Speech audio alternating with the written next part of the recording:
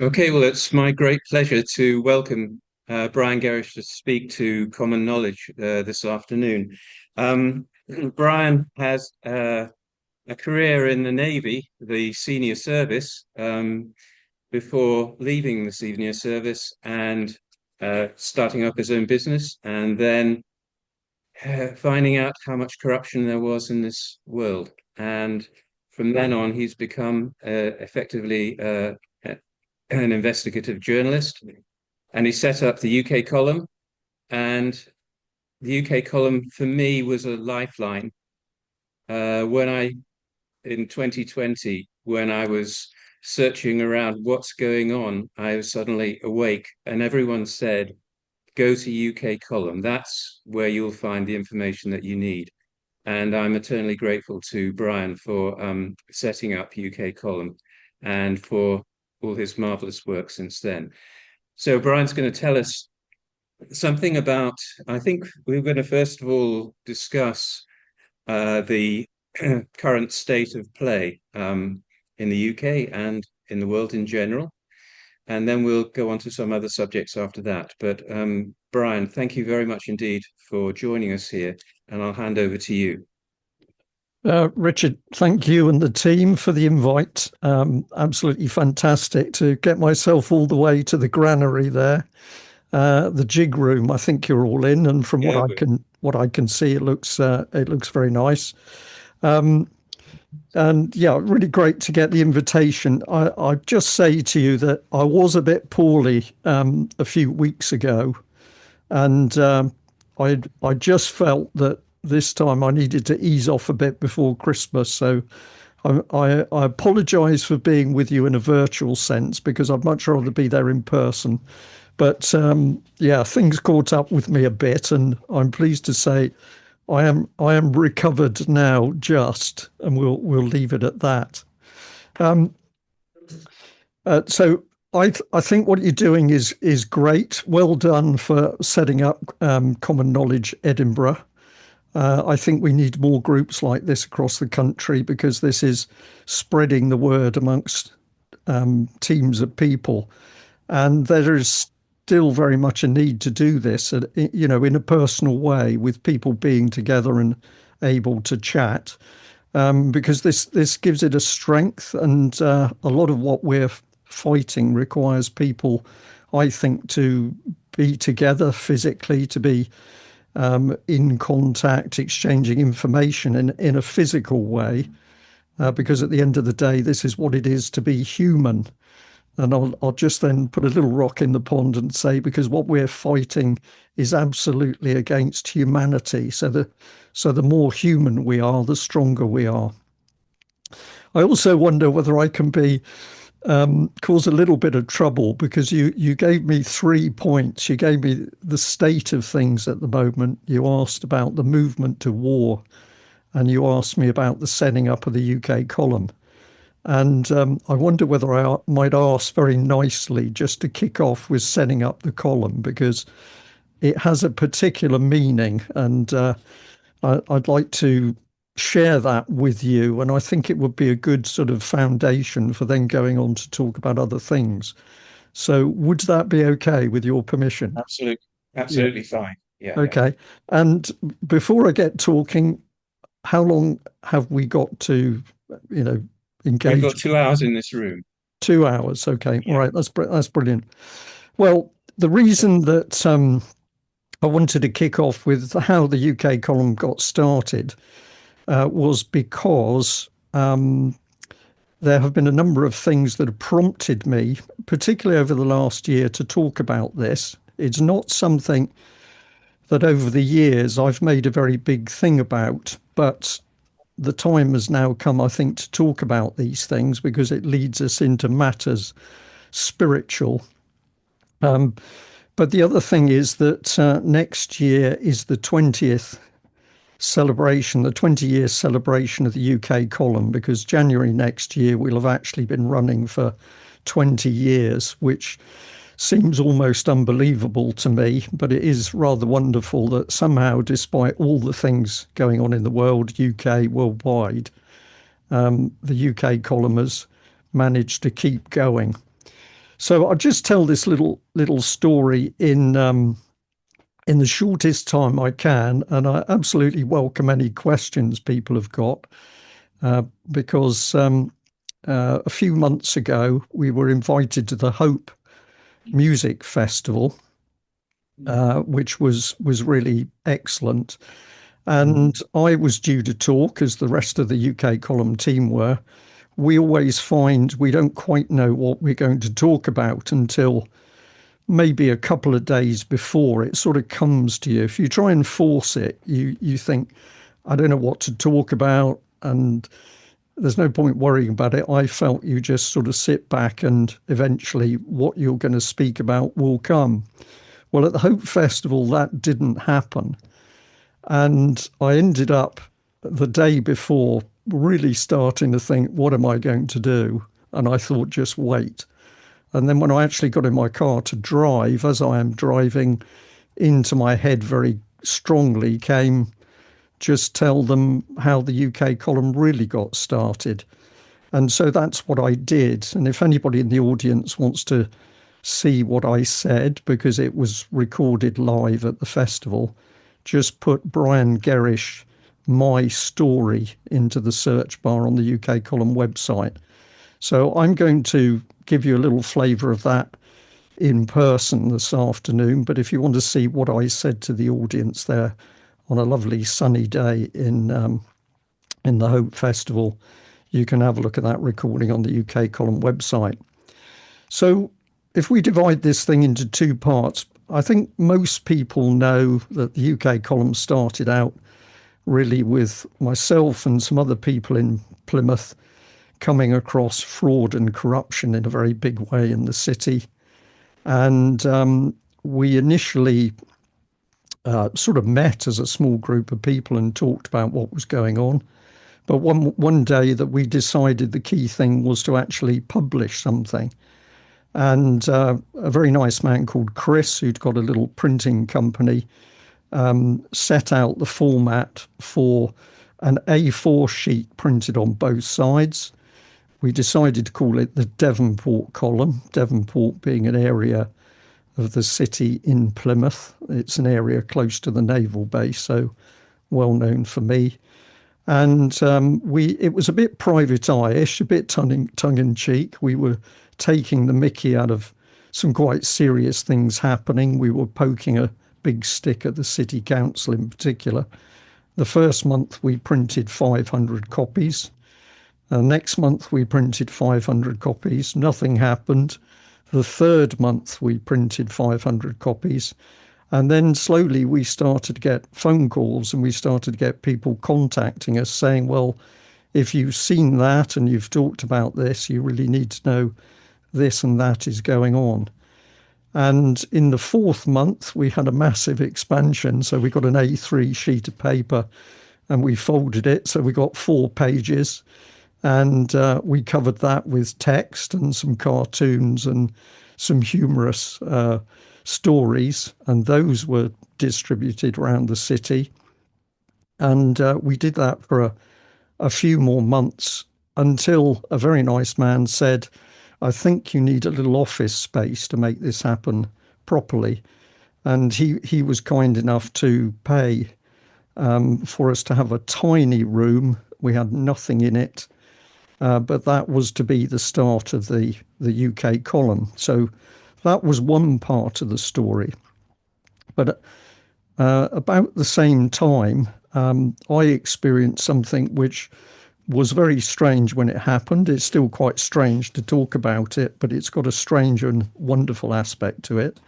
And I'm going to tell you, and this is absolutely true, the man I will talk about in a couple of minutes, called Paul, a friend of mine, called me on the phone about an hour ago, and I haven't spoken to him for quite a few months. And I just thought how strange that on an afternoon when I'm going to be talking to some people about how I got started, and Paul was key to that, Paul calls me. So is that another little coincidence? Maybe it is. But my story was that while we were discovering all of this horrible stuff going on in Plymouth, and we were talking to other people in UK. So I'd learnt that it was happening in other cities, fraud and corruption, people being bullied and intimidated by the establishment, the local authorities, plus some other nasty stuff going on. I was at home one sunny day. I can't tell you the month. I think it would have probably been about June, July time. And I was sat at my desk working, and the phone rang, and it was my friend Paul. And I'd known him for quite a few years. He was an architect by profession, and he'd spent a lot of time working down in Cornwall. He called me, he said hello, he said, "What are you doing?" And I said, "I'm producing some reports, I'm at home." And he said, "No, you're not, you're coming to see me." And I said, "Paul, I can't, I've got to produce these reports." And he said, "No, you're going to come and see me." And I said, "I can't, I really can't." And he then said to me, "Well, when can you come?" And I said, "Well, I've got a free day next week." And he said, "That's no good. When can you come and see me?" So I said, "Well, I could come and see you tomorrow." And I was thinking, why are you saying this? Because I've got quite a lot on my plate. Anyway, because I've known him for a long time, I thought, okay, I'll do it. I asked him, why do I need to come and see you? And he said to me, "Don't worry about that, just come." So the next day, fairly early, about sort of, I don't know, 8:45, I'm in my car driving from Plymouth down to Truro in Cornwall, where he lived. That's about an hour and a half drive. And as I'm driving in the sunshine, I'm thinking to myself, what on earth are you doing? Because I'm driving to see, albeit a friend, but I have no idea why I'm going. When I get to his house, I park the car, I knock on the door, and a lady I've never seen before answers the door. And I said, "Oh, I'm Brian, I've come to see Paul." And she said, "Yes, I know." And I said, "Is Paul in?" And she said, "No, he's out with the dog." And I felt a little bit frustrated because I'd already committed quite a bit of time. And she said, "Would you like to come in?" And I said, "Yes, thank you very much." And I said to her, "I've no idea why I'm here." And she looked at me with a rather strange expression on her face. And she said, "Well, actually, you're here because of me." And I said, "Okay, that's interesting. How does that work?" And she said, "Well, you'll find this very strange, but sometimes I get very vivid dreams. And sometimes I feel as though somebody's talking to me." And then there was a pause, and she said, "And when this happens, it's a message from God." And I paused, and I probably swallowed, and I looked at her and I said, "Okay, and how does that affect me?" And she said, "Well, I had a very vivid dream, and you were in the dream." And I said, "I don't know." Sorry, I said, "I don't know you. So how do you know me?"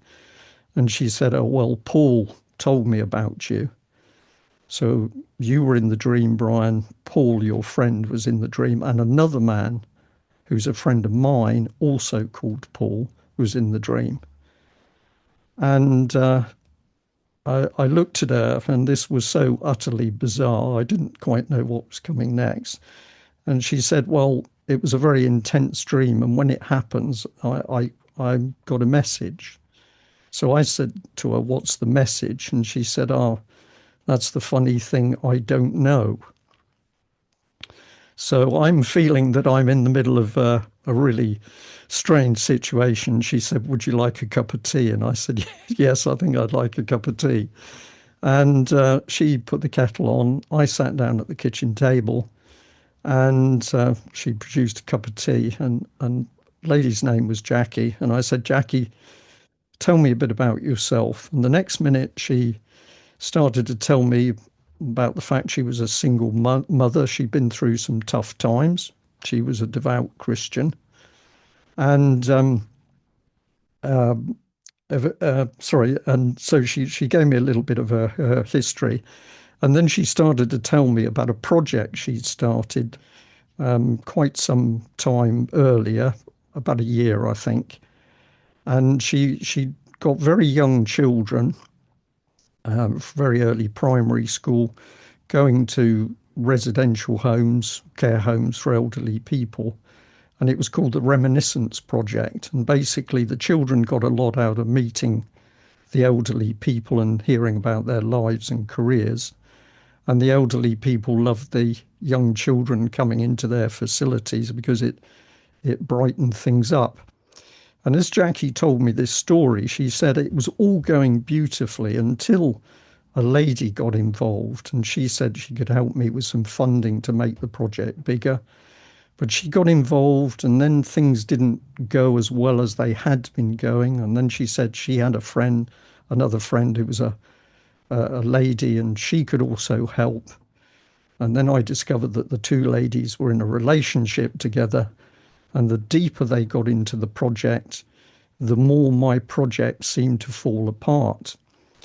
And eventually she told me a specific part of her story, which was pretty personal to her. So I'm not going to repeat it here. But at one point, she paused, and I found myself saying, "And I'll tell you what happened next." So Jackie looked at me and she said, "Well, how would you know what happened next?" And I said to her, "Well, because what you're describing is happening in Plymouth, it's happening all over the country. And there are specific techniques which are used to destroy things which are good for people. And I'll tell you what happened." So she said, "Okay, go on, then you tell me what happened." So I told her what happened next. And she said to me, that's incredible. And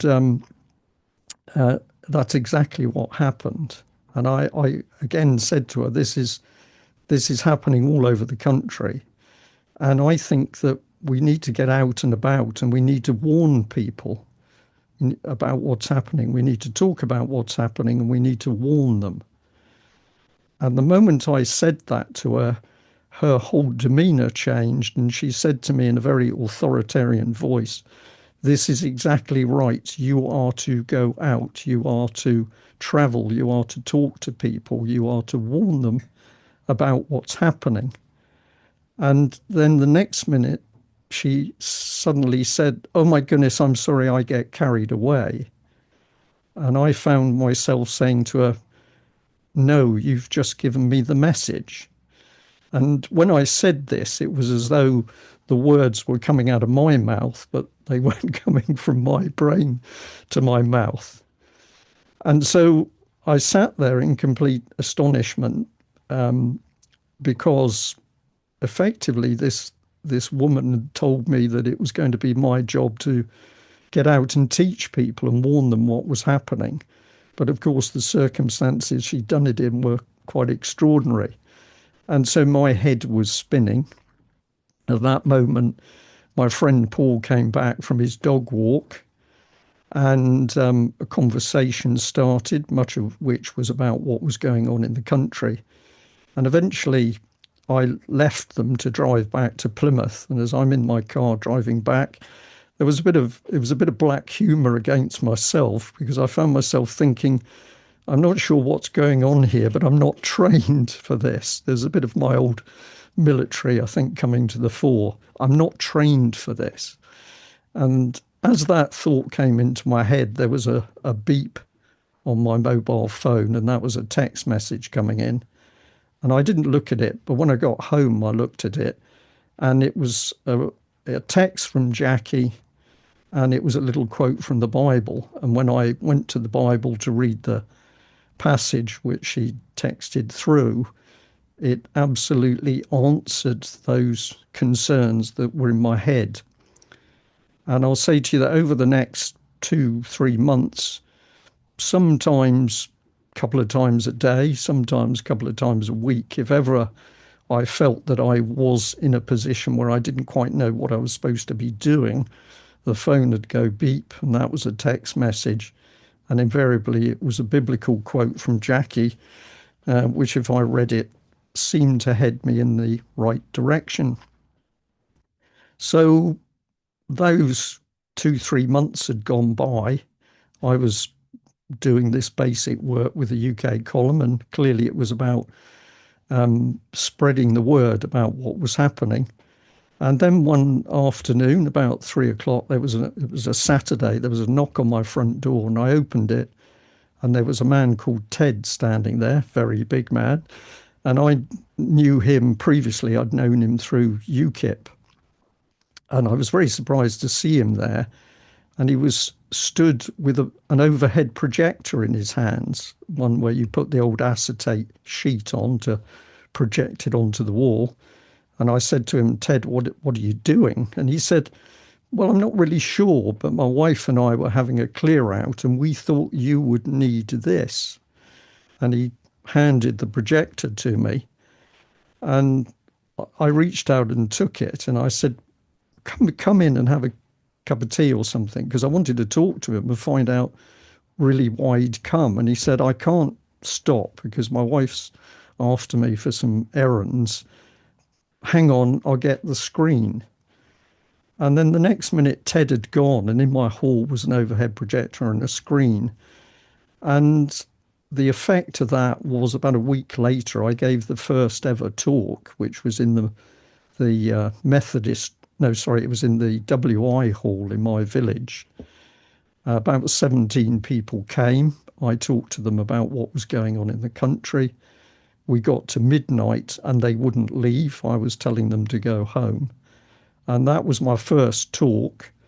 And that talk, ultimately, I'm not sure how many I've done in the 20 years, but it's up around the 300. And that includes traveling a lot around the country in order to talk about what's going on.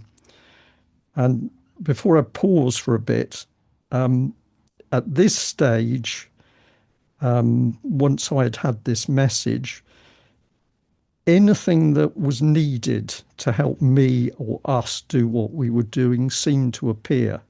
Never too much, never excessive, but we were given computers, we were given chairs, we were given everything we needed for our little office. And if we ever felt we were short of something, it seemed to come. And that included a steady flow of very small funding, which enabled both myself and other people to travel and to give talks and warn people about what was happening.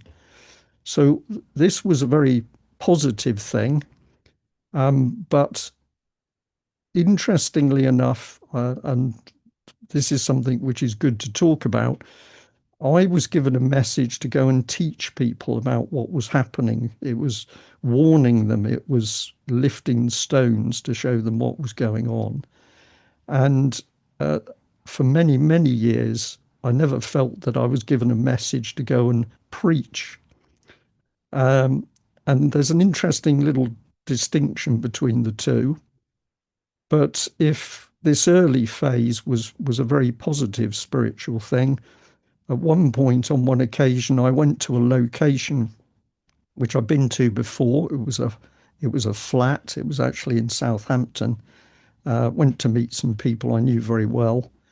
And when I stepped across the threshold of that flat, it was as though something leapt on me and I felt extremely ill.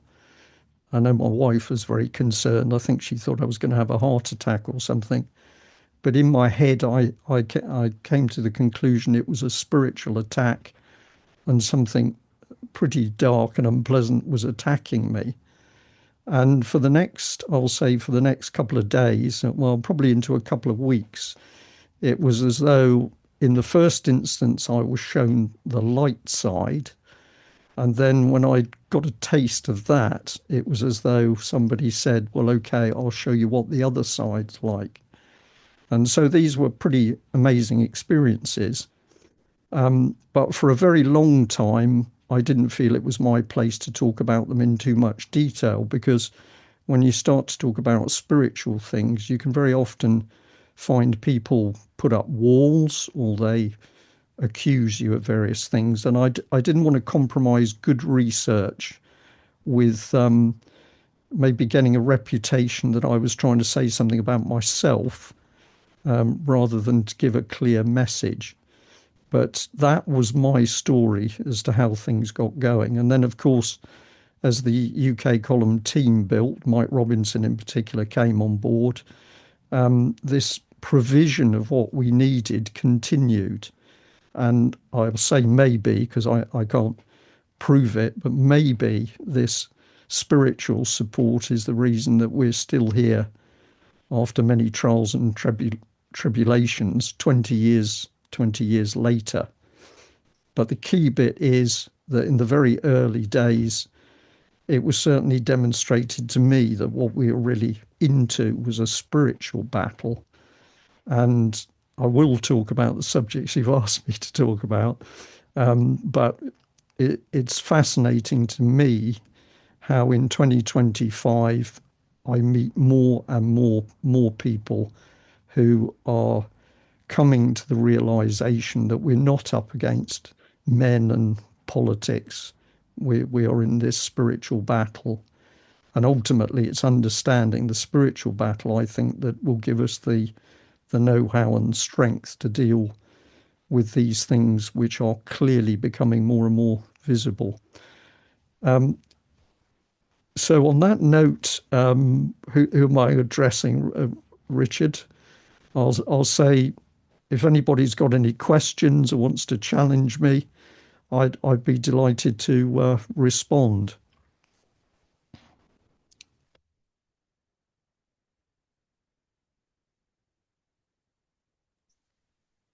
That's fantastic, Brian. I think what I'll do is I'll ask people from the audience if they have any questions at this point to come up here and ask you the question.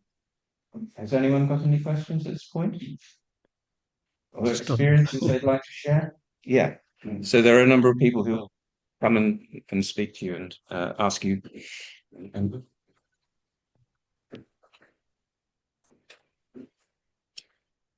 Um, Brian, I'm Andrew Waldy. I'm the treasurer of Common Knowledge here in Edinburgh. First of all, I'd just like to thank you personally for sharing that experience with us. I mean, it's actually incredibly moving and I think very important what you've shared with us. Um, I think my question is essentially in terms of the struggle you've described, between the spiritual struggle. Are you hopeful that the forces of light will prevail? Well, I can smile and say that is the very positive message because if you stick to relatively simple scripture, of course, we're told clearly the battle's already won, but we've still got a role of foot soldiers to make sure that our part is done. And the reason I express it that way is because many people, when they start to see and feel and experience what's happening, it places a great pressure on them. And maybe I also felt this in the beginning that you feel the whole weight of everything is on your shoulders to sort it out, to deal with it, to fight it. But the reality is that, we're not the general running it. Our job is to do our best with all of the skills that we've got wherever we are. But we haven't got to be worrying that we've got the overall responsibility to deal with the situation worldwide. Somebody else has got that on their shoulders. And I'm going to say that's God's part. We just do what we can. Thank you. That's a wonderful answer.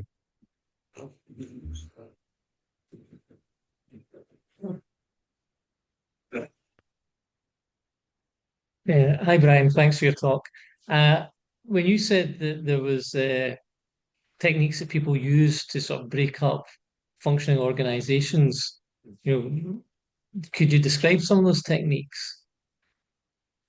Yes, certainly. I mean, I've seen it in Plymouth. I saw this happen where it was clear that local communities were being attacked, and in particular Devonport, this key area in the city where I'd been heavily involved because I tried to get what was a positive project off the ground to help create jobs around building a wooden boat.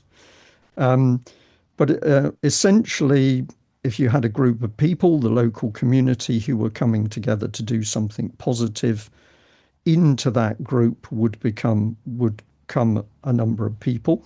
It might be one or two, or it could, in bigger groups, be, three or four more people.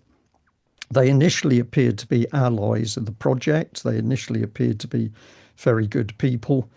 But once they got involved, they would slowly but surely start to break down the good relations in that group. So there might be little rumours and accusations spread around the group. And of course, people don't know whether it's true or not. And then they start to become suspicious of one another. And then the net result is that the group, instead of being a nice tight team doing good works together, starts to fragment.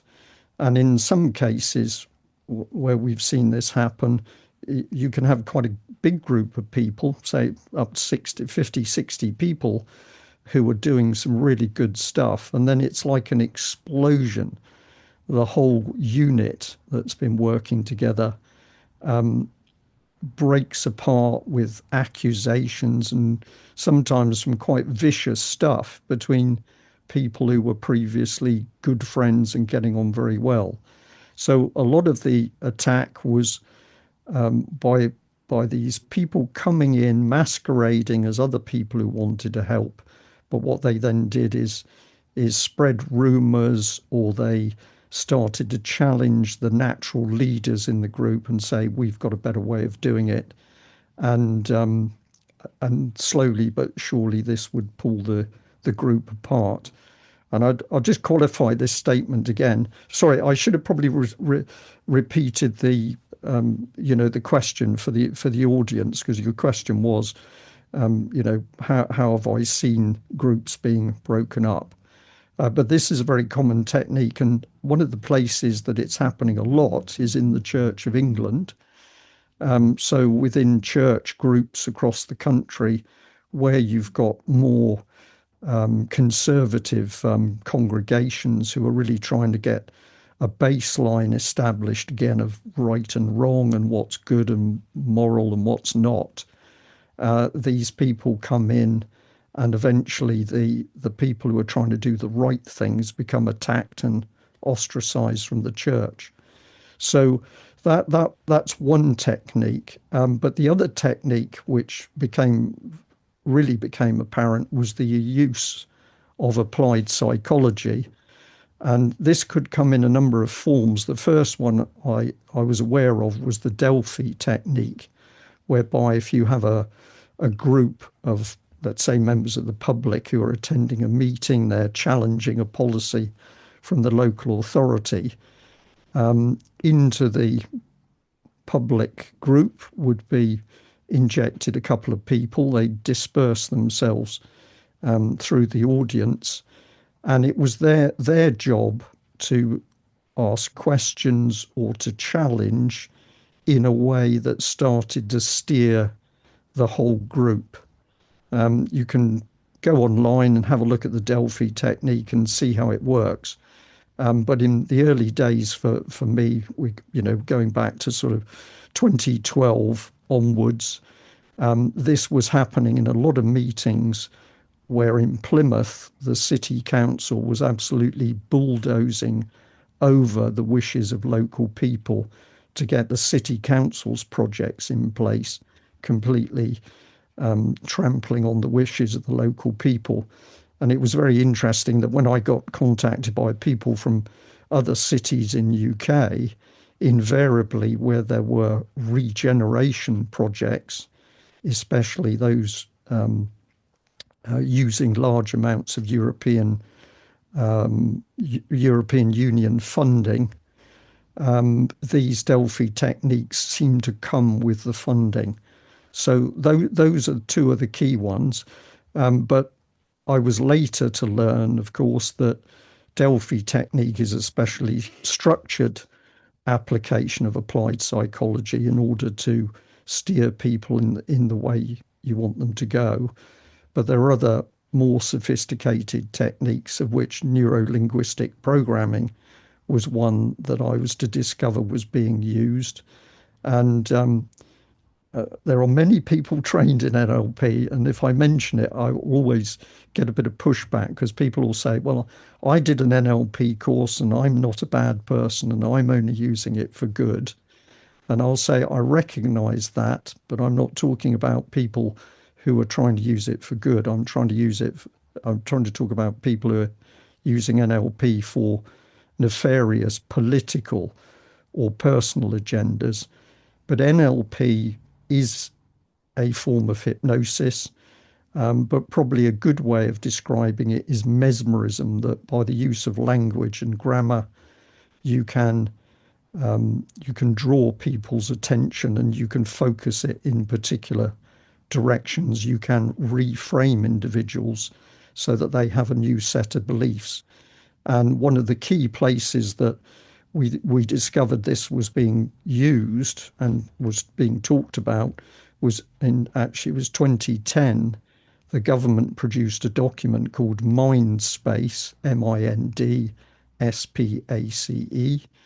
If you search for that online as a PDF, Mindspace, and leave a couple of spaces and then put PDF, you'll find a Cabinet Office document where the government was boasting of being able to change the way people thought and the way people behaved, saying in the Cabinet Office document, people will not even know this is being done, or if they realise their behaviour is being changed, they won't know how it's being changed. So these are very sophisticated and clever applied psychological techniques, but we started to see them in the very early days. They were being used for criminal and malicious purposes. And then we began to see those techniques formalized into government documents where they were boasting. And probably the worst case of this type of application of NLP occurred during the COVID lockdown when the SAGE team, the so-called expert team the government had put in place, it had a smaller team working with it called Spy B. And in one of their minutes, they said that they needed to make people more fearful in order to get them to adhere more closely to government policy. And so I'm going to look you all in the eye. You're there as the audience. And I'll say, if you just think about this in simple terms, if you have a thought process, could political thought process, we'll call it, where you're going to use fear and you're going to change the way people think, where they don't even know you're using these techniques on them. These are pretty evil techniques. And this stuff is now running rampant through local authorities and central government. So those are some of the techniques being used. Great, thank you. That's very interesting.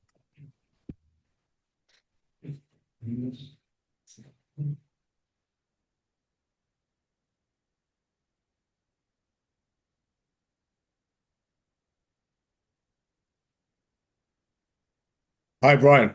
Hello. Hi. My name's Mark Wilkinson. I'm the chap that phoned you on Friday night. Hello. Hello, Mark. So, um, nice to meet you. So a couple of things. Um, I'd like to know what your reaction was to our conversation. You know, like with a bit of hindsight. Yeah. Um, but the question is really regarding this issue of movements being infiltrated, and I would like to be a lot more generous. I'm and I, the favorite thing that I like to ask people to do is to shoot me down in flames as much as possible. Okay, so please do. But I'm being a little bit naive, possibly, by being generous. And I think what I'm seeing is that when you've got an organization or a movement, and they've been existing for 2 years, 3 years, you know, and people within the movement start to feel that the group is not achieving what they were hoping it would achieve and not achieving what they were expecting it to achieve. And I think that is very, very natural. It's very, very natural for us to fail as individuals, and as communities and so on. You know, I've had several businesses, um, which inevitably they all eventually fail. Yeah, I mean they were successful for a period, but then they eventually fail. And I suppose what I'm saying is that is that to what extent do you think that there is an argument for saying that people are trying to scapegoat their lack of success by starting to question whether they've been infiltrated or not, so that they can then blame someone else for their failure? Because one of the biggest things that people like to do is to blame other people for their failings. And so to what extent do you think that is actually happening? And it's not that these groups have been infiltrated. Uh, what? Well, again, I'm sure everybody could hear what you were saying in the room, but I'll just so on the telephone the other day you talked to me about the idea of being able to help people achieve more by the way they operated in groups. And it's been clear to me over the years that you can see groups of people coming together with a particular objective, and they really do some good work. I mean, Council Watch just comes off the top of my head, and that's utterly brilliant, where you've gone from a couple of people starting it off to the fact you've now got people going into council meetings and challenging them in a very measured and structured way, where the challenges are all based on facts and figures. And this then causes the council, whether it's a city council or a smaller local council, to really have problems, because now they've really got to justify policies that they're putting forward. So you can see groups of people who achieve good things on their own, but you are absolutely correct that very often you can see people that have come together to do something and it never quite seems to work, and eventually somebody will be pulling in one direction because they think the key thing to be targeting is X, and somebody else will be saying, no, we should be focusing on Y. And this ends up with a split, and then the group breaks down or explodes in a pretty vicious way. That certainly happens, and I recognise that. But I'm going to stick to my guns and say that, particularly if you have a group that's working well and it's tackling a local authority or even some form of non-government organisation that's pretty close to the government and the establishment, if they are starting to have success and they are having public meetings, I would not be at all surprised that those meetings are not infiltrated by people who are actually trained in order to help foment the dissent. So I think both things go on. But I absolutely take your point that groups of people have a sort of predisposition to falling out with each other, particularly when they're not clear on what the aim of their efforts is about. Right. Thank you very much, Brian. Okay. Thank you so much for everything that you've done for 20 years. It's just been quite extraordinary. So thank you. Well, it has been extraordinary. It still is. But what's unbelievable is the wonderful things that happen. I think maybe this might be Richard, Sorry, Richard, if we could just give a minute for people who are on Zoom to ask Yeah, any questions. yeah. Mark Anderson from our colleague from UK Column has his hand raised, so I think he'd like to ask something as well. Yeah, good, great. Either way. Hello, Mark. Oh, hey Brian, how you doing? Fine. Yeah, nice program. I didn't quite sign up right on time when you started, pretty early here, kind of on a Sunday, but nice idea, kind of retracing the steps of the founding UK column. When I was there recently, I picked up a copy of the newspaper UK column. Of course, you started mostly with print from 2006. And it was really interesting to read those bellwether foundational issues. The British Constitution Group. I thumbed through some other early issues that were in the office. Lawful Rebellion, British Constitution Group. Pretty soon there's stuff about common purpose.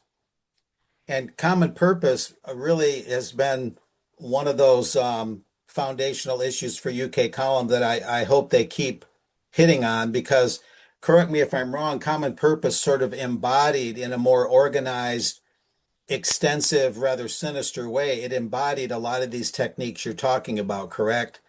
Uh, Neurolinguistic programming and a more organized and deep-seated, wide-ranging way of subverting what you might call better government as subverting proper ethical approaches to things, subverting in a way the biblical foundation, the moral foundation of the country. So it seemed like common purpose became um, a particularly nasty manifestation of what you're talking about. well, that was absolutely true, Mark. And of course, when we discover and Common Purpose was started back in 1985 by a lady called Julia Middleton. It's an incredible story because this thing grows like topsy and huge amounts of money come into it from big banks, including Deutsche Bank. But when you try to dig into that side, it was difficult to do. But within a few years that they were boasting, in the very early days of it, they were boasting of having 85,000 future leaders. That what they meant by that is people, common purpose graduates that they trained. And these people were across society. They were particularly prevalent in public bodies, city councils, government departments, but everywhere, fire service, police, NHS in a very big way, education. And so these people did the course, and for many of them, their views and values were realigned to the way that Common Purpose wanted them to be realigned. So something that I've said on many occasions when I've talked about Common Purpose is it's absolutely wrong to say that everybody who's been on a course and involved with it is a bad person, because the truth is most people did not really understand what Common Purpose was doing when it was training them. But nevertheless, Common Purpose trained its graduates from young teenagers all the way up to mature people in mature jobs, including pretty senior jobs, chief constables or chief executives of big organisations. And those people were then used to seed this new, I'll call it liberal political thinking across their own institutions. And moreover, they were encouraged to open the doors of their institutions and organisations and companies to more common purpose training. So it was a very insidious, it is a very insidious organisation that was like a Trojan horse that got inside organisations to reframe people with the political stance of the common purpose.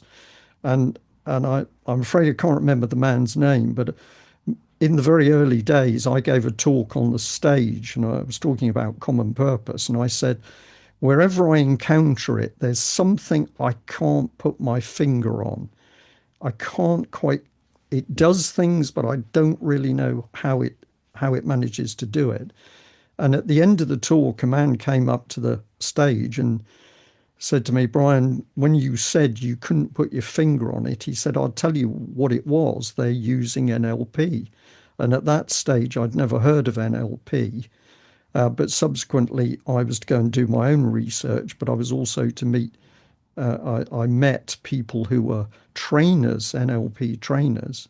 And this is where I began to understand that common purpose, I'm going to call it Trojan horse because that's the best description, but it was getting its people inside organizations and then using these sophisticated techniques in order to change the views and values of other people.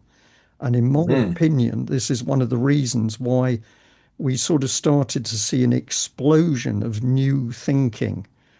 We might call it woke now. In the early days, nobody was calling anything woke. You just knew that old values were being trampled on, and in was coming what I now see as an increasingly dangerous liberalization, coupled with the woke agenda. And I'm happy to argue the toss with people, but I now see that as a very, very, very dangerous decay of our society. Does that cover it, Mark? Yeah, it's important to get that in there based on what you started talking about, meeting with people and realizing something was wrong. Common Purpose just took everything to a whole new level of corruption and subversion. And that's just been a foundational issue for UK Column that I hope is well maintained because it sounds like UK or Common Purpose has not went away, that they're still operational. And Well, so, Mark, if I can just add a bit, of course, in my journey to find out what this organization was and what it was about, I was stunned to find that it was operating through the office of the Deputy Prime Minister when Blair was in power. aha, Prescott was the Deputy Prime Minister at that time. But of course, later we were to learn from minutes that it was also operating alongside elements of the Cabinet Office in order to drive its people deeper into government. So this organisation working at street level, getting amongst very small community groups, but demonstrating also that it could work, at high position amongst really powerful people in central government. yeah, exactly. Well, good stuff. Yeah, it's very important to illustrate that. It really shows how far the subversion has come in. And I like your appeal to spiritual values, that ultimately it's a spiritual battle, and we need God to see this through. We can't do it on our own. I appreciate you outlining that. Well, this is a really interesting point, isn't it? And um, I know that some people can find what I'm talking about here is difficult. But if I say, isn't it interesting that one of the things that's occurred in recent years is the fact that the government has demonstrated it does not like people preaching on the streets, it does not like people praying. And so we've ended up with these no pray zones around abortion clinics, for example. But just think about it, the government's so frightened of somebody standing there, not touching anybody, not saying anything, but simply standing and praying. The government's got to bring in a law to make that unlawful. And I'm going to say it makes sense to me because the government's agenda is inherently evil, and it is the evil component which understands the power of prayer. And Right. so Exactly. that in my head is absolutely why you're now starting to see the government's turn against Christianity above all religions. It's Christianity that's got to be stamped out. Preaching of Christianity has got to be stamped out. Prayer has got to be stamped out. That's the reason. Even silent prayer. Well, good stuff, Brian.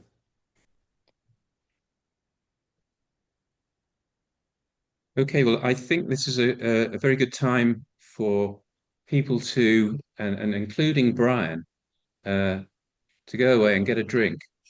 and we'll come back I suggest, at 3:15 and continue with the other issues which we were going to talk about then. Is that okay with you, Brian? Well, that's absolutely brilliant because I will take a small walk and I will come for the next session properly equipped with a beer. Right.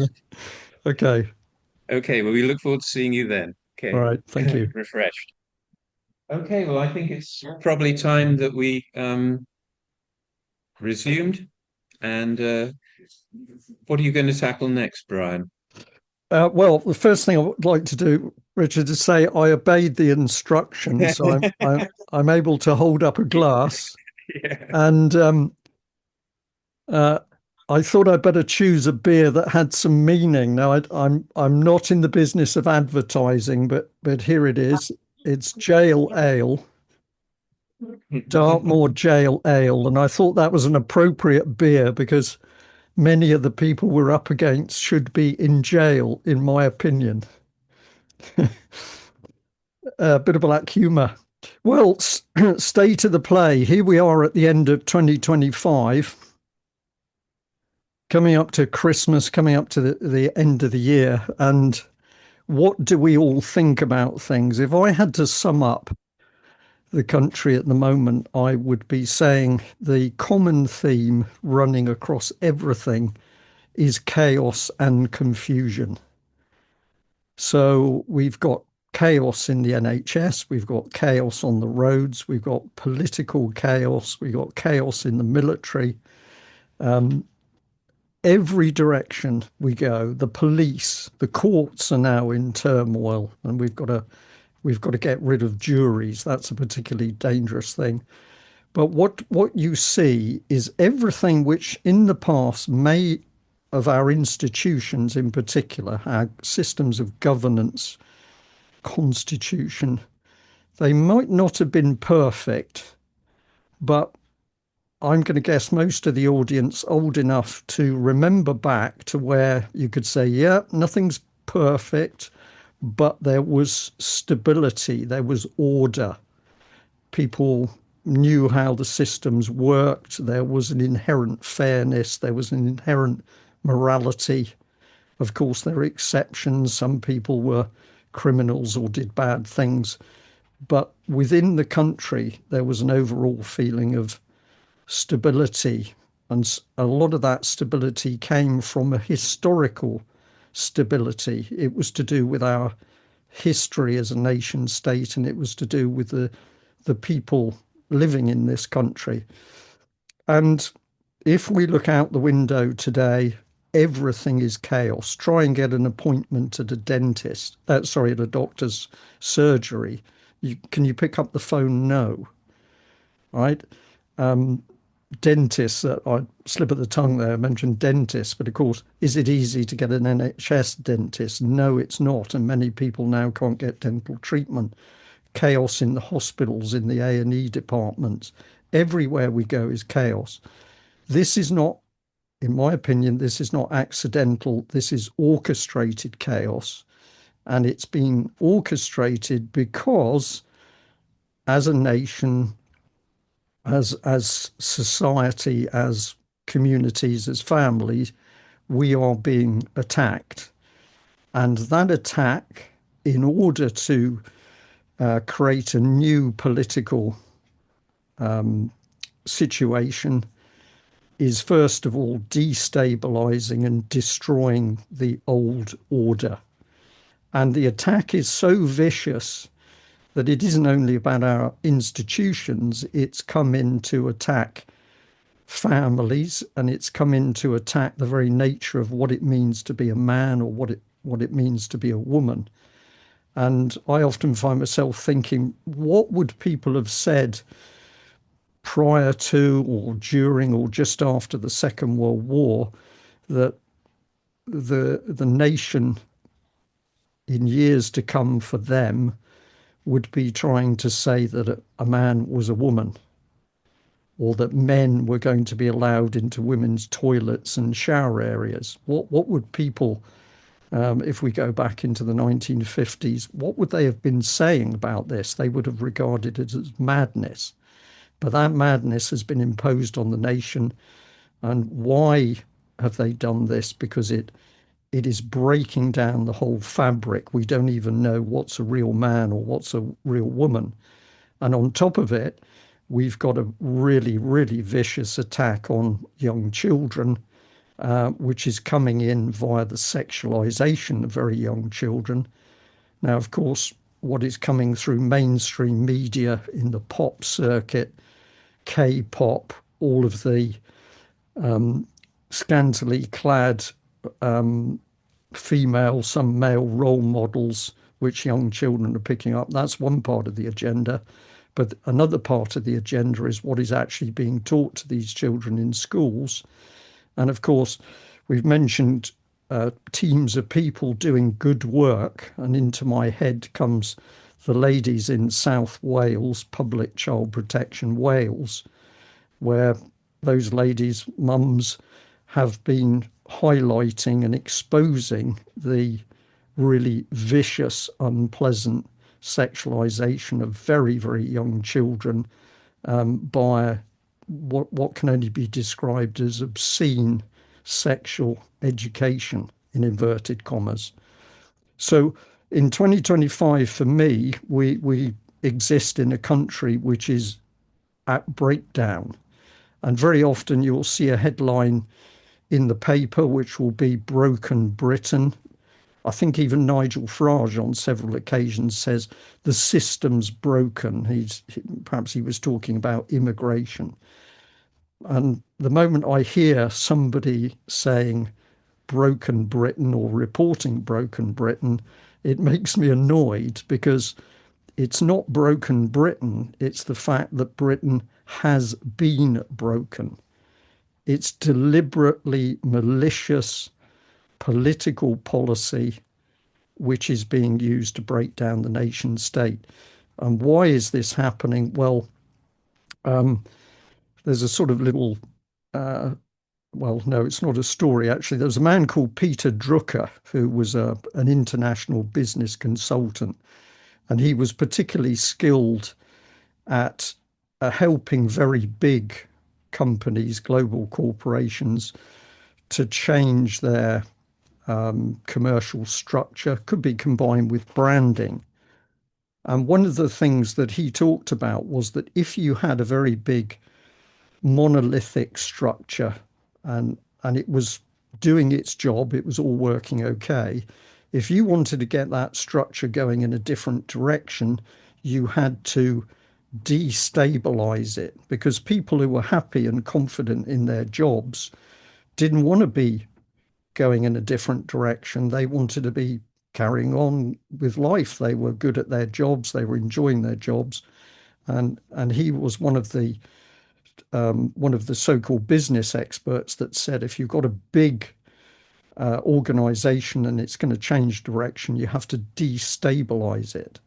And this is why about 10 years ago, we started to hear people actually being described as change agents or disruptors. And when we went to look at what these disruptors and change agents said, you can find people speaking about it on YouTube. They actually said our job is to destabilize and challenge everything in order to get people thinking in a different way. And I think it's interesting that what I'm describing also comes under this psychological techniques, because you're using people in a particular way to change the way people think and behave. So everything is about destabilization and breakdown.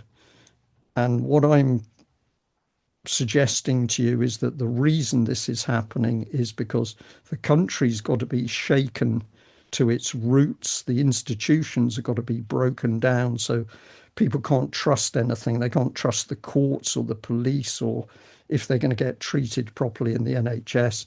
This is deliberate policy in order to soften us up as to what comes next. Now, I just add to that in the early days, when I was beginning to realize something was badly wrong in the country myself. I'm seeing all the fraud and corruption in Plymouth. A man out of the blue sent me a copy of a book, and the book was called The EU Collective, Enemy of Its Member States. And it was written by a man called Christopher Story. I met him about a year later. He's no longer alive. But one afternoon, I sat down with a cup of tea to read that book or start reading it. And I opened it, and within a few pages of the front cover was a table. And the table described, first of all, the destabilization of UK Western countries, the destabilization, sorry, first of all, it was demoralization, then destabilization, then what it called the revolution period, the complete breakdown, and the synthesis following the complete breakdown of the country was what it called normalization, which was a new society. And I looked at this table. On the left-hand side, it talked about areas of society: law, order, health, education, military. And then it said what was to be done to break up those areas. And then it said what the result was. So if I gave you a really simple one, with health, it said introduce junk food. And the result was going to be a complete breakdown in the health and well-being of the nation. I can tell you that in the military, it said that the military was to be exposed to the gay agenda and women in the military, and the result was to be a weakening of military forces. Now, I know to some people those two issues might be emotive, and I'm very happy to talk about that as a sort of separate thing. But for me, when I looked at the table, my head said, this is happening. And one of the things I did is photocopied that table. And at meetings or talks that I went to give, I would show people the table without any context. I'd just say, have a look at this. What do you think? And you'd see them start to read it, and then you'd see their brows get a little bit furrowed. And then they'd say, but this is happening. So just by seeing this table, which was a plan to demoralize a country, to destabilize a country to the extent that ultimately you can install a new political regime, this was all planned policy. Now, unfortunately, I loaned my copy of that book, The EU Collective Enemy of Its Member States, to somebody who didn't give it back. But you can find that book as a PDF online, and you can see the table I'm talking about yourself. But this is the meat of where we are today. If you feel that around you everything is spinning, we can't deal with immigration, the police are off the rails, we can't deal with the child abusers, the courts don't run properly, we've got to get rid of juries, you can't get yourself seen in a doctor's surgery, you can't get your teeth fixed, children being sexualized.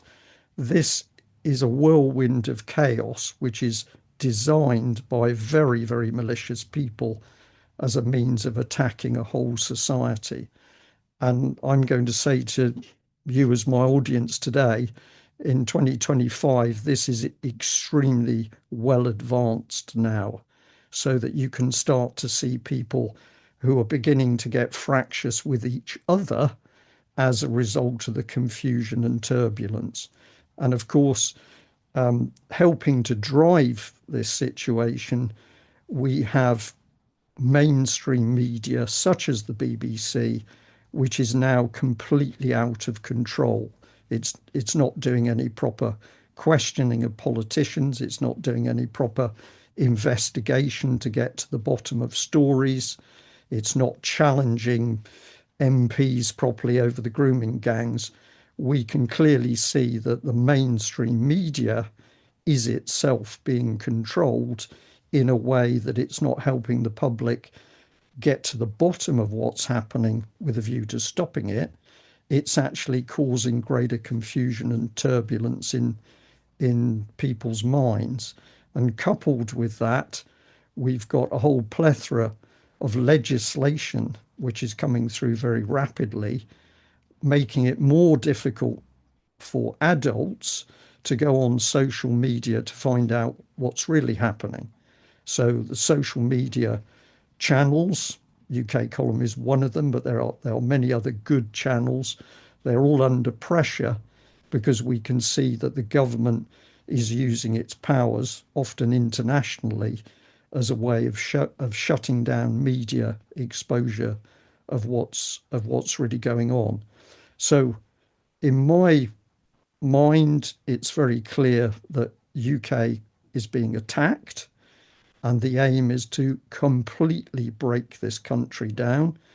Violence on the street is good as far as the establishment's concerned, because if you can get violence on the street, then you can bring in emergency powers, emergency laws, plus you can use the full weight of the police, armed police, riot police, and indeed the military in order to help completely squash free speech in the nation. So to me, UK very, very dark in 2025, and this agenda of created chaos as the final step to a completely different sort of society. This is where we are. What is the society that they're bringing in? Well, that's getting ever more clear to see, isn't it? Because you've seen all of the reports to date on the surveillance state, and this may be everything from surveillance of our faces through CCTV cameras to the fact that with now digital banking, the state is able to pry into the simplest transactions we might have as an individual or as a family. On top of that, we've got the police being increasingly brutal and aggressive in their behaviour, to the extent that we've now got the police kicking in people's doors because they've said something which has hurt somebody else on social media. We've got courts taking children away from families because of their political beliefs. And if you're saying that can't possibly be true, I'll take yourself back to 2012 when it was reported across most of the mainstream papers, at least, that a UKIP couple had had their foster children taken away from them because the local authority had decided that their UKIP beliefs were too extremist right wing. And now we've got Lord Leveson, retired judge, who was the man that the government used in order to bring in the Leveson inquiry into freedom of the press. What did he achieve? Well, he actually achieved the exact opposite, which was the press being made fearful of doing its traditional job of investigating and reporting. Lord Leveson has just been used to do to carry out what he describes as an independent review of the court system, where he's now recommending, supported by Lammy, that we should get rid of jury trials in order to get rid of the backlog of cases which have apparently been caused by COVID troubles and COVID lockdown. We're going to get rid of the jury, and for more minor trials, you are going to be sat in front of a single politically appointed judge who will decide whether you are innocent or guilty. So, what can I add to that? Well, probably I'll pause before we go on to it, but one of the key issues that I'm aware of is breakdown of the armed forces. We've now got to a stage where the British Army is barely capable of putting 20,000 men into the field, into a combat situation. And even if it got 20,000 men into the field, it probably could only keep them in the field for a matter of weeks. That's not my personal opinion. That's been reported quite widely as well. So we've got a massive breakdown in our armed forces at the very time that we have a government that is working desperately hard to make people fearful of a Russian attack on Western Europe. And indeed, when they mention nuclear weapons, to make people fearful that they're going to die in some nuclear holocaust. So, this is the reality of the UK we live in at the moment, but there's a reason for it. The reason is that we are being attacked. And if we are going to deal with the attack, we have to see it for what it is. We have to understand it. We have to understand the techniques being used against us. And it's only then that we're going to be in a position to actually fight back and challenge and counter what's actually happening. So, Richard, if I break there, because I've sort of taken it that it leads into having a chat about Ukraine and World War III, another happy subject for us to enjoy our beer with. And if I could just quickly say that in the Zoom chat, Mark's put in a couple of comments, Mark Anderson again, that I think are very relevant. To say broken Britain in inverted commas implies it's a passive process without deliberate sabotage. Yes. And he also put in a couple of reminders. One is that Bilderberg helped create the EU. And he also said, and to think we fund expensive militaries to protect us from China and other purely external threats. Okay.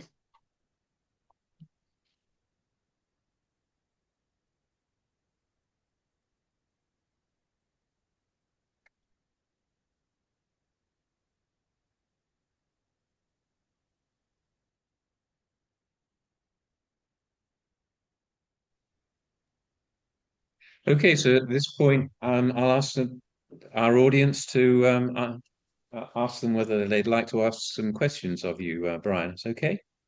Please do. Yeah. Looks like I'm there.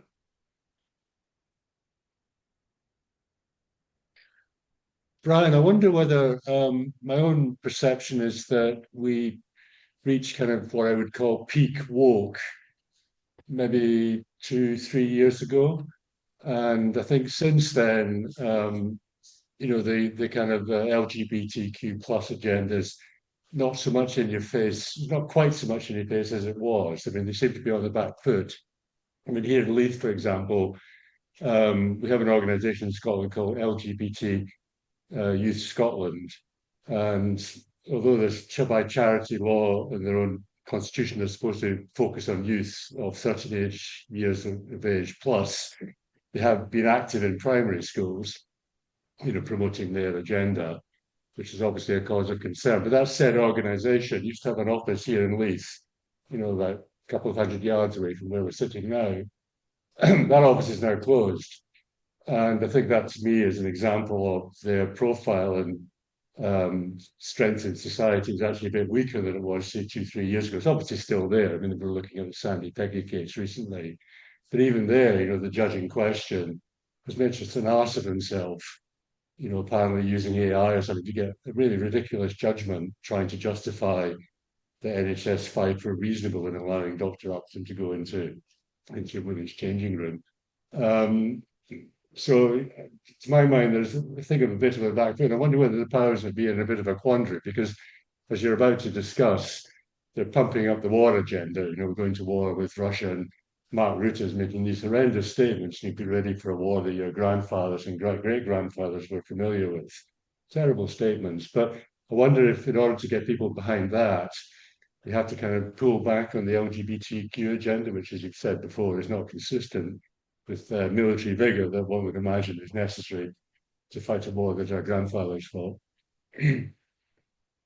Okay, thank you very much for that. And I particularly like your question because it inherently brings us back onto something positive. I think you are absolutely right that the woke agenda was pushed too far too quickly to the extent that it got under people's skin. But the key thing is, once it got under their skin, what did they do? And the answer is they started to do things. They started to speak out about it. You might see a Daily Mail article, and then if you want to see the comments underneath, there was comment after comment after comment, hundreds of comments, where people would be saying, this is utterly nonsense, it's ridiculous, we're not having it.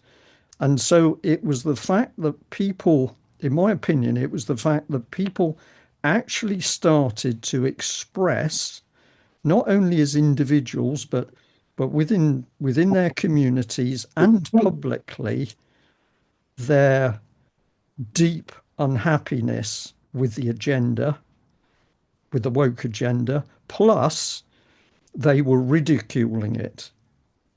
And and so for the people trying to implement the policies, once it became apparent to them that people saw it as something not only stupid and ridiculous, but they were ridiculing it, and then they are calmly saying, we're not having it, and they're starting to challenge it, where, for example, local authorities were maybe bringing in trans into the women's changing rooms, as a simple example. It was this public opinion, it was like an osmosis of public opinion, which made the policy people realize they'd overcooked it. And therefore, they had to step back, because if they'd pushed it, what they would be telling more of the public is that this is an aggressive agenda which we've got to enforce on you. So there's a little bit of I think, a tie-in here with Mark's point earlier when he was talking about how do we do things and what can we do.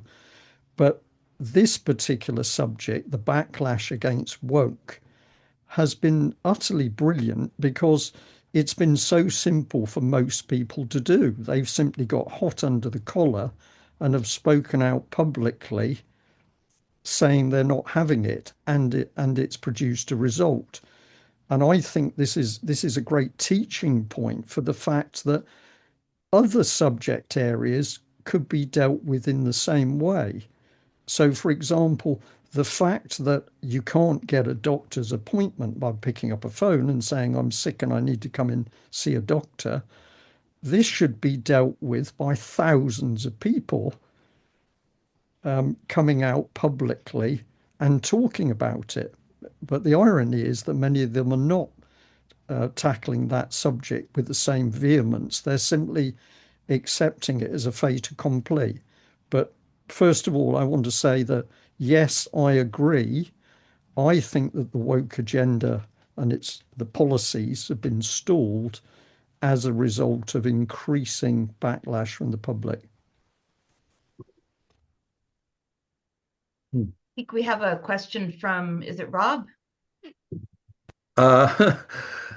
No, I just joined you because Oh, okay. I saw your camera on. Sorry about that. I was out in a storm and managed to get home with the dog and my wife. So I just Okay. Okay. Logged in.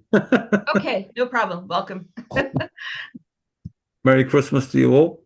Merry Christmas. Yeah. Yeah. Matthew, do you have a question?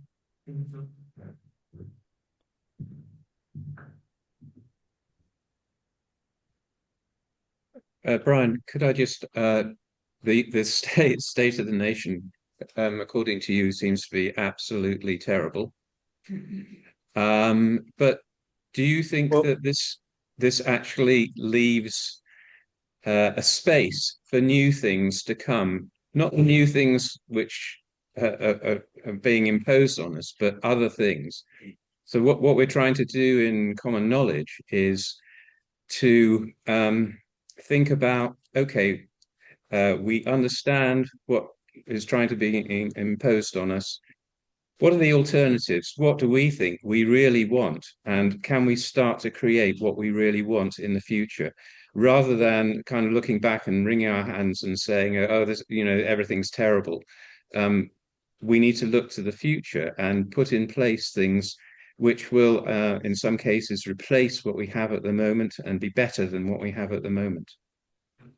Yes, Richard, this is a really good point. And I'll say I've never been shy on really ramming home to people how serious things are, because probably I've got a little bit of something still attached to me from the early days, where you'd often be talking to an audience where they clearly did not understand anything that was happening around them. They were just happy, and you needed to start actually getting into their psyche to make them understand, no, you can't just sit here and pretend it's all a bit of a joke, it's all a bit of cock up.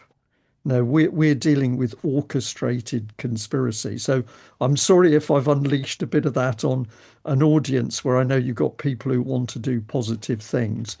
So I'm really happy to switch back the other way. I sorted out a couple of books while I was sort of preparing myself for this.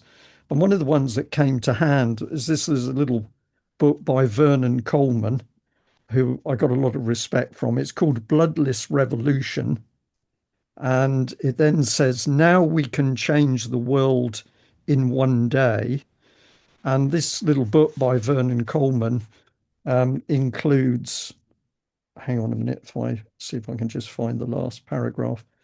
Well, it's over 200, it's 277 points of what can be done in order to make a difference. And as I picked this book up, it sort of flicked open on a particular page, and what caught my eye was his point 250. And he says, our first step to freedom must be to free ourselves of the party system and return to days when our parliament consisted of honest, caring individuals and who were representing the people in their constituencies. And I I highlighted it and marked the book on that one because personally I think this is a very, very powerful statement. If you look at the way society is being controlled, it's being controlled through a highly orchestrated party political system. And if we're to achieve some real beneficial change, we've got to be breaking that party system down. Now, I'm then going to say ideal, and I'm friends with people in many of the smaller parties. A Heritage Party comes into my mind. And what I always say to them is, you are doing a good job because you're helping to break down the monolithic party system. But ultimately, it's my personal view that if somebody stands to represent us in the community or us via Parliament, then they should be doing it as an individual and not under this orchestrated party system. So I just throw that in as one example. But as long as people do understand that we're up against something really nasty, we can look at every possibility as to what we should do, because exposure is still a very powerful tool. Most people in UK have no idea what's really going on in the country. So when people do their research, maybe they're using parliamentary sources or they're doing freedom of information requests, when they have got the factual evidence demonstrating what's wrong and what's being done inside the country, and that is delivered to other people in the country, that simple research and exposure is itself a very powerful tool. I mentioned the ladies in Wales, Public Child Protection Wales. They've taken their investigation of the grooming of young school children to the point where they've been able to produce their own written documents helping to train teachers into what they should be doing. Some of their literature is able to use government statements on its sexualization of children, and they've been able to show teachers that the government's own policy fits grooming of children as a criminal act. So that's a very small group have done it. I've also mentioned the people challenging the councils, Council Watch. You're another group that's set up. So I believe that we can be very relaxed about what we tell people to go and do and what they should challenge, because people inherently work best in sectors that they understand. So it's, to me, it seems logical that if you've got people who've been through the NHS, for example, they are the ones who should start to work out what they can do in order to challenge what's happening in the NHS and produce something better. So we can afford to be pretty relaxed with the people who are brought on board to fight. There's no need to be prescriptive. And because I did pay attention to Mark when he was talking to me on the phone, one of the things Mark said was what would help people fight is if we can give them more black and white examples of this was the problem, this is what was done, this is why the counter turned out to be a success. So if we know what the problems are, if we can show people what works to bring down that regime or build a better system, then we are doing the right job, and we want that message to spread. Well, that's actually quite a good way of me giving some publicity to a conference that we're going to be holding in February, which is about basically empowerment of people. And the idea is to look at a number of different areas where people have seen there's a problem and they've taken the initiative and they've done something about it, and they're on the way to making improvements in that Yes. area. So And I personally think that that's one of the areas that we should be going into, showing people that they do have power, that they're not completely subjective subjects of people, that they actually can go out and do and make a difference. And I think that's a kind of very positive thing that we can say.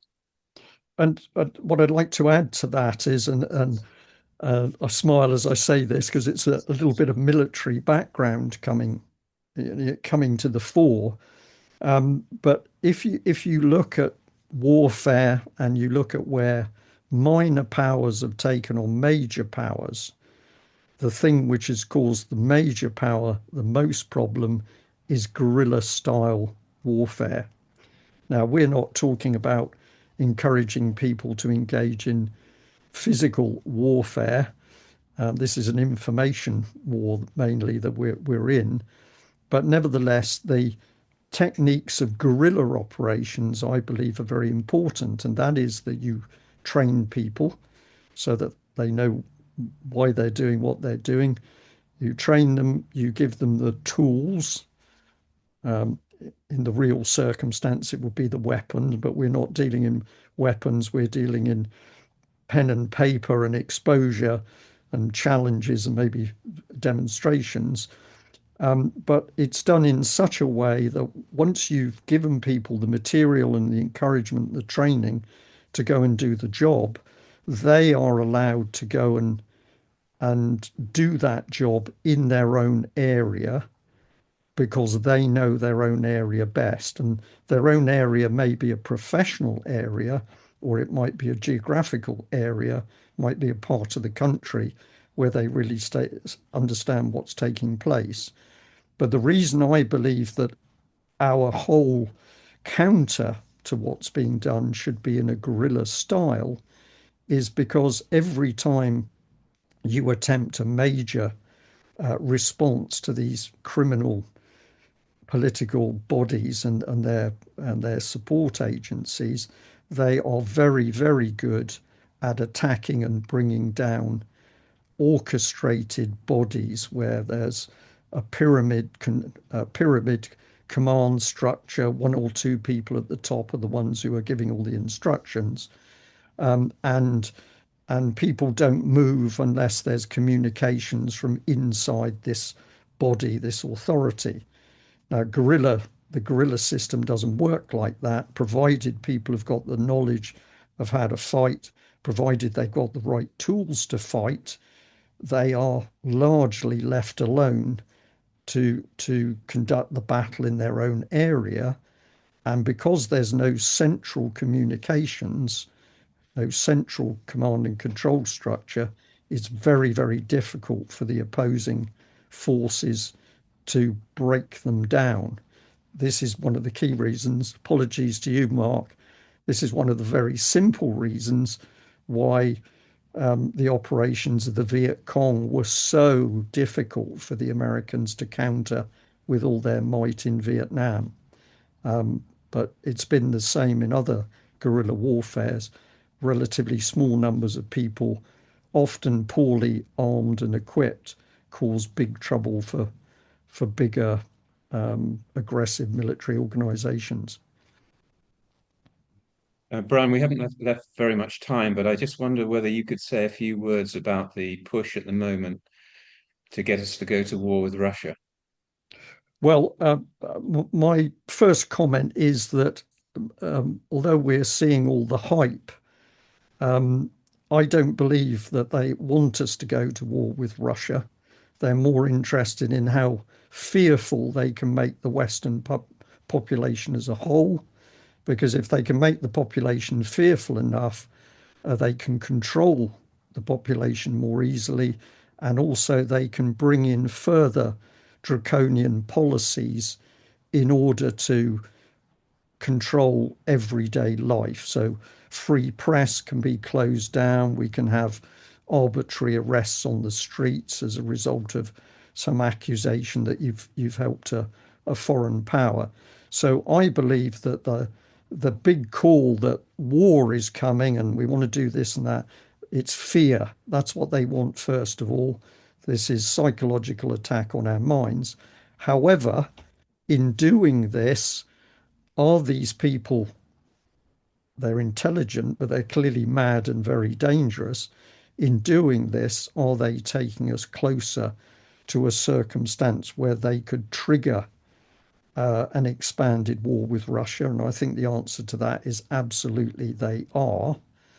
And therefore, we need to be holding our politicians to account whenever we're hearing this warmongering rhetoric. Because, okay, I'm a long time out of the military, it was Cold War days for me, but it's absolutely obvious to me that NATO, but also the European Union, has been used as a vehicle to expand NATO military power eastwards. And the European Union has absolutely been on board with that same agenda. And for the Russians, and it would be the same if it was the Americans, well, the example was Cuba, when missiles were going to be brought really close to the borders of the USA, the Americans had to say, no, this can't happen, to do with warning times.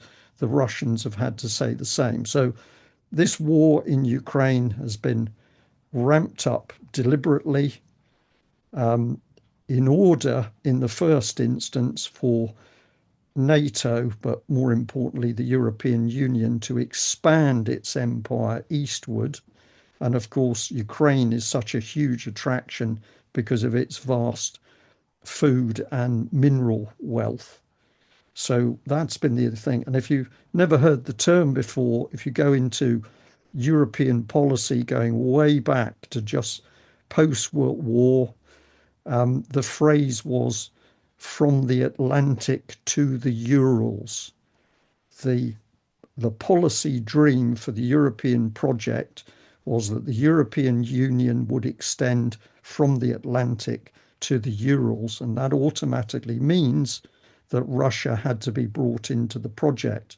Now, as we've seen, Russia's not playing the game, and now, in my opinion, that's why we've got this vicious backlash against Russia, where the Western powers are going to fight to the last Ukrainian in order to try and fragment Russia so that the European powers can claim the land east to the Urals. So I would not be relaxing over Christmas thinking we're all going to die in a nuclear war next year. I don't think that's going to happen. But what I think we should be concerned with is that we've got such a vicious and mad rhetoric from our politicians calling for war and using terms of war, that we've got to call out these people before they do something silly which triggers conflict. That's how I view it at the moment.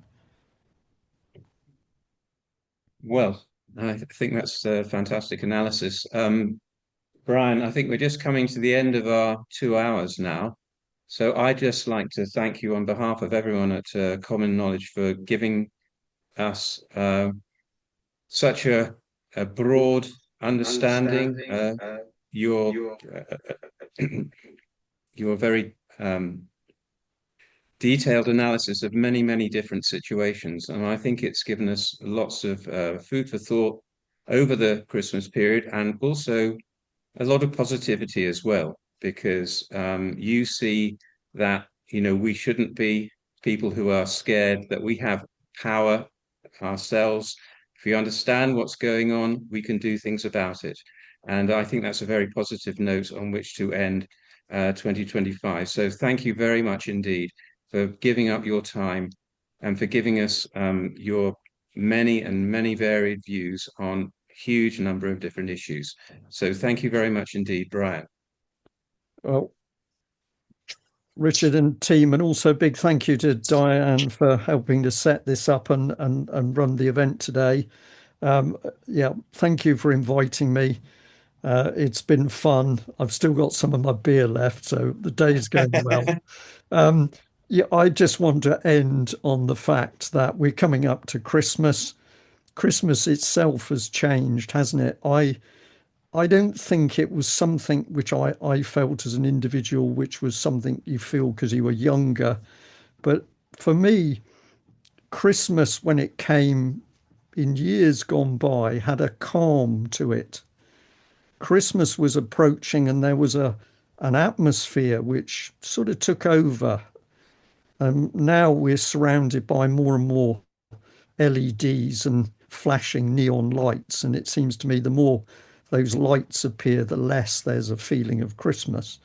And I know we could have a deep discussion about what Christmas really is, but if we say that Christmas has always been regarded as a spiritual time of year, a time where we should be reflecting and refreshing ourselves, I'd encourage you to get into that mindset and do not underestimate the power of prayer, because, as I said early on, this is why the government wants to ban it, because the evil that is driving the political agenda is very scared of prayer. So if over Christmas you get the time to be somewhere quiet, that's all you need, to be somewhere quiet and to reflect. And the lady said to me many years ago, but how do you actually pray? And I said, well, the thing to remember is that you're sat quietly talking to a loving father. And that is the way that you can put your personal fears and worries across, but also you can ask for guidance. And of course, you are also able to ask not for people to be hurt, but you can ask for people to be removed from power. And you can't ask for spiritual fortresses, the bad stuff, to be brought down. So you can pray for yourself and your family. You can pray for the bad guys to be removed, but you can also pray for the troubling things to also be collapsed and lead us into something which is how people should be, a loving world. And I get a lot of pleasure out of thinking that I'm here saying this to everybody in the room, but really feeling that for some reason, for me, 2025 was the time that I needed to change my language into the spiritual realm. So there we are. Well, thank you very much indeed. It's been wonderful. Thank you. Thank you.